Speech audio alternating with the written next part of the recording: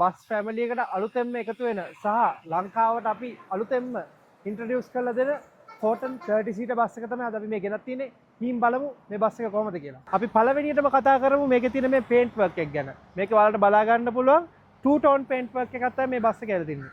එතකොට මේ bus segment එකේ මේ වගේ 2 tone paint work එකක් එනවා මම කලින් දැකලා නැහැ. එතකොට මේකෙදී අපිට මේ 2 tone paint work එක බලා ගන්න පුළුවන්. මේක ඇත්තටම ලොකු ලුක් එකක් ලබා දෙනවා මේ බස් එකේ එක්ස්ටීරියර් එකට. එක්ස්ටීරියර් එක ගැන කතා කරගෙන පිටිපස්සට එනකොට මේක කියන්න ඕන ෆීචර් එකක් තමයි මේකේ තියෙන මේ රියර් සීට්ස් රෝ එක අපි එක ස්ටෙප් එකක් උඩට අරගෙන මේකේ තියෙන මේ බූට් කැපැසිටි එක වැඩි කරලා තියෙනවා. එතකොට ඒක මේ අපි ඉම්පෝර්ට් කරද්දී අපි ඒක අපි ස්පෙෂලිම රික්වෙස්ට් කරලා තියෙනවා චයිනා වලින් මෙන්න මේ ඔප්ෂන් එක අපිට ලබා දෙන්න කියලා. එතකොට ඒකත් මෙන්න මේ වෙහිකල් එකේ බලා ගන්න පුළුවන්. හරි. එහෙනම් අපි මේ බස් එකේ ඉන්ටීරියර් එක ගැන කතා කරමු. ඇතුළට නැගලා. මේකේ සීට් ලේඅවුට් එක ගැන කතා කරනකොට මේකේ තියෙන මේ 2-2 ලේඅවුට් එක තමයි. එතකොට එක පැත්තක දෙකයි මේ පැත්තේ දෙකයි.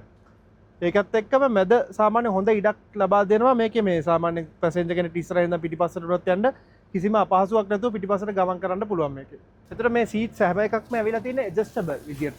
ඒතර අපිට මේ සීට් එක මෙන්න මෙතනින් ලීව් එකක් දීලා තියෙනවා. ඒකෙදී අපිට ඇඩ්ජස්ට් කරගන්න පුළුවන්.